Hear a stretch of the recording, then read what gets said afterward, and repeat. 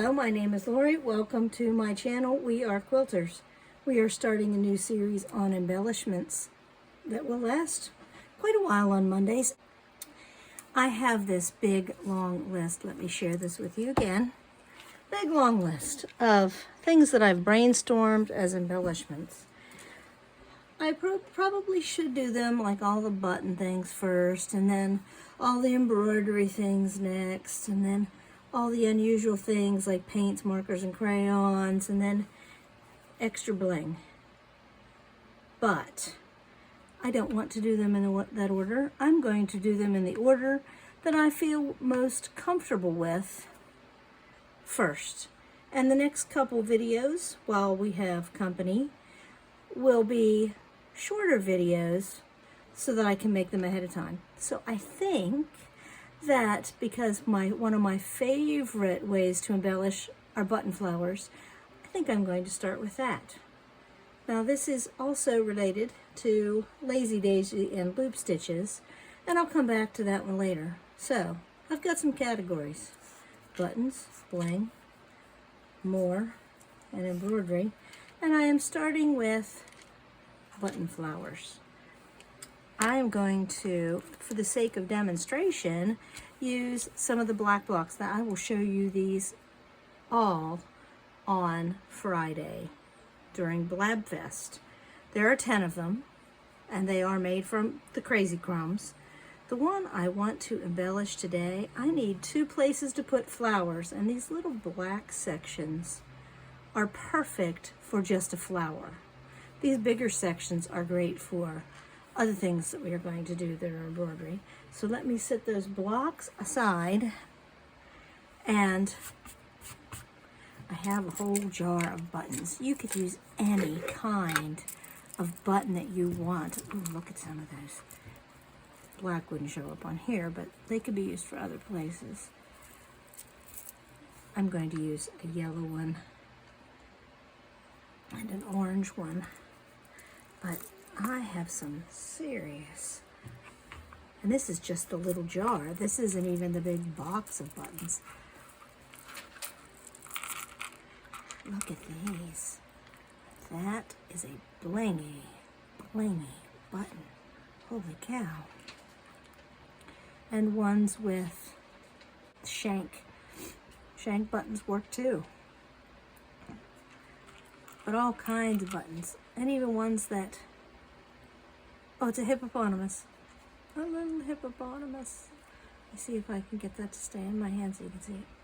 Hippopotamus. Don't think I'd use that for a flower, but it'll be great for embellishments later on. And big. Ooh, look at that big blingy button. So I have 2 picked out for today. I just wanted to show you my fantastic jar of buttons. Share that with you.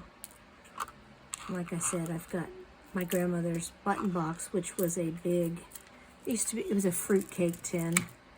Very fancy fruitcake tin. This is in a jelly jar. Now, when you are making buttons, you need something to make the petals. So I have here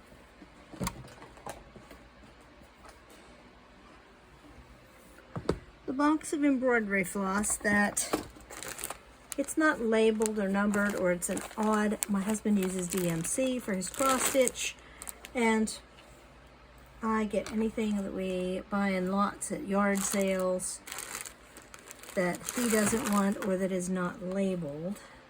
Oh, I think I will use that hot pink with the yellow. That will be cute. And now I need something to go with that orange.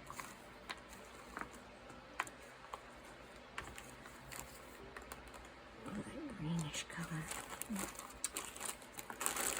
Looking for something on a spool to make life easier. Oh, there it is. That blue. But there's some that are bagged, left over from kits, all kinds of stuff. So, nice selection. There's even a bag with pearl cotton in it, which will come in handy later on.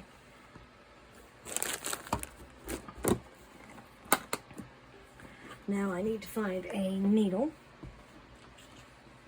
and some thread.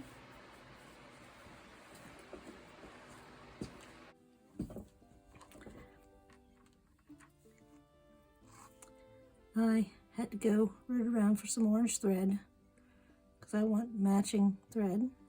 Remember, the easiest way to thread the needle was to pinch the thread and put the needle eye down over. Now this is a little 2-hole button, so it doesn't need much thread.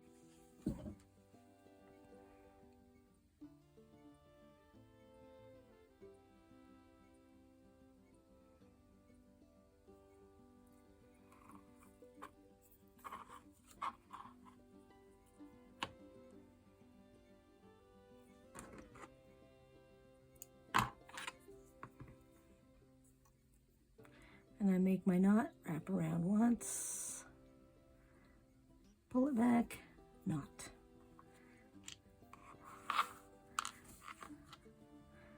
And I'm going to put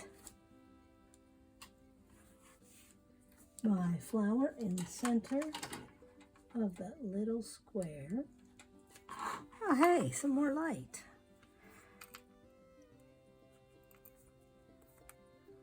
Says this button has fairly big holes, so I'm going to go through the holes 3 to 5 times just because I can.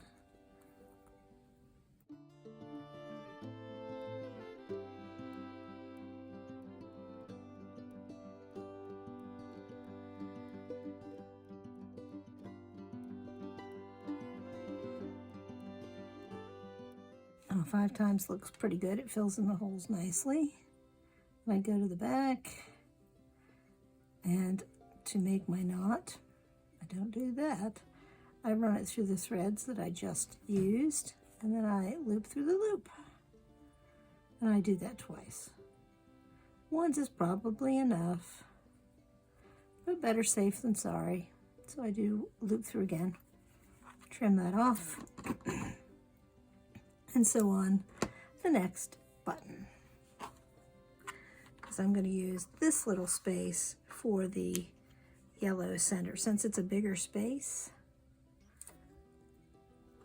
And I know you're thinking, why in the world would you sew on the button first? I'll show you. Patience. And you could do this with a contrasting thread too and make a design right on the button. Oh wait, that's on the list. Fancy schmancy things to do with buttons. So that'll be coming up someday. I have a whole little pamphlet booklet about that. That time the needle was much easier to thread.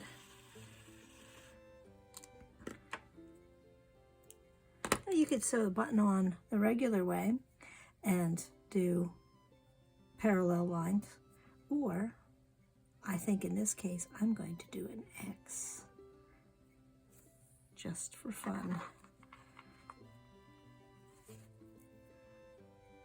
So let me get this button sewn on. I'm going to speed it up while I do that.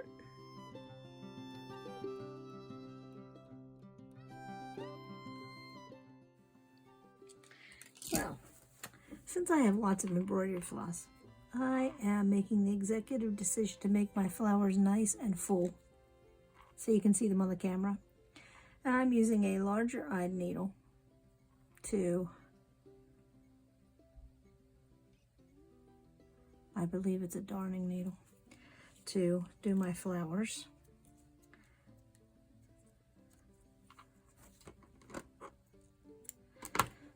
And I know in regular embroidery you don't always knot things, you sometimes sew over, but because this is a quilt patch and it's already got the thickness of the seams, so I've got my button here.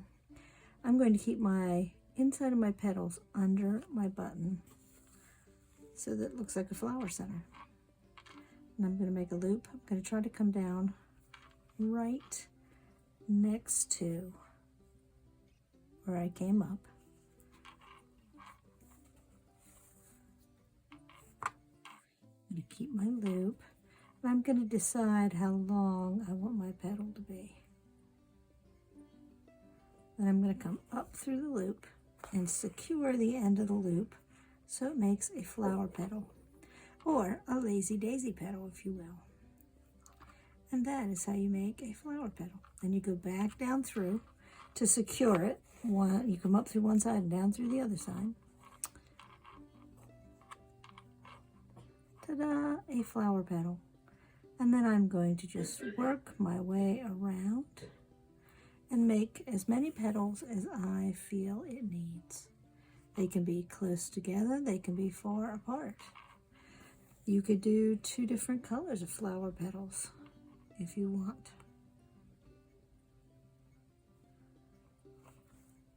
However you want them to be. This is your project.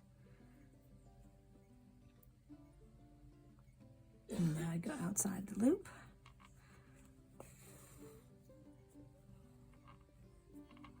Then I go back toward the center. Now I'm going to put a smaller, well, I need to space that out a little bit, I think, because it's starting to clump up. I don't want to pull too tight. You want it to lay flat, so don't pull too tight. So I make my loop,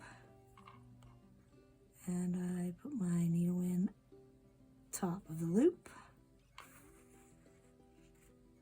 Flower petal.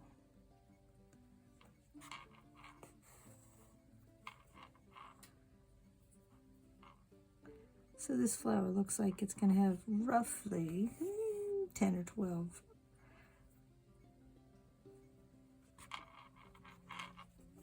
petals.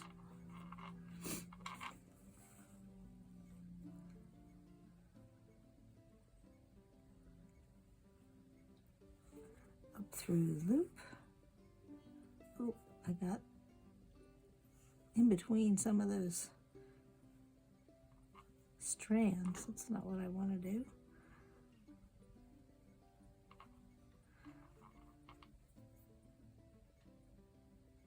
And that one twisted, and it makes a different look.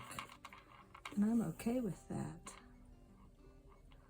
I don't mind a little bit different look, because in nature, flower petals are not perfect. Oops, but I don't want to pull it so tight that it contorts.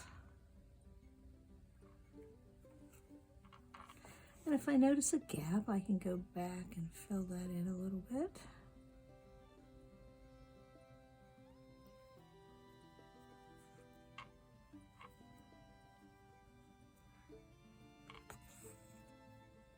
So let me super speed this while I finish making this flower.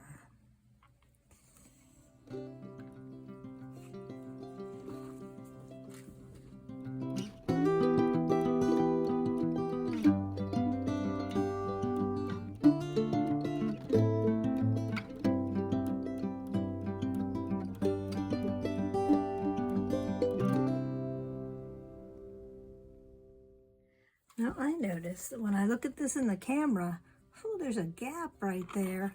So I am just going to put my thread through a little bit and go across there and add an extra cute little petal. Because I can do whatever I want. This is my project.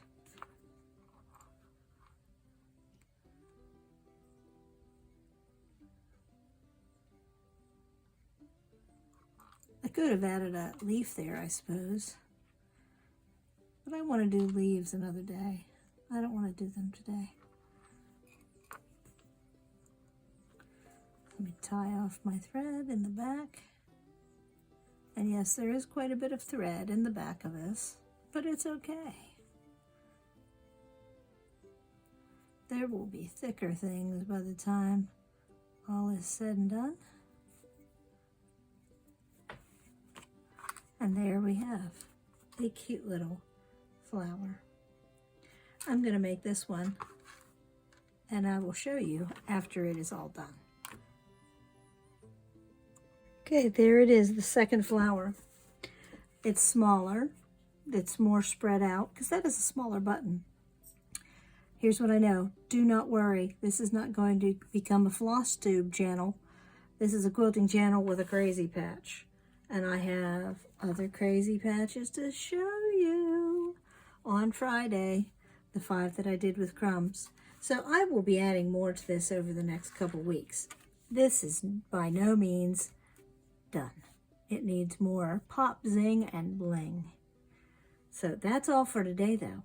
These simple little, and the more you do them, the more you will have a more uniform look. If you want your petals to be thinner, then just use less strands of floss. But it's not hard. It's just hand sewing. So see you on Wednesday for curved pieces of crazy patches. We will talk about how to use curves on crazy patches. Thank you for watching. Have a great day.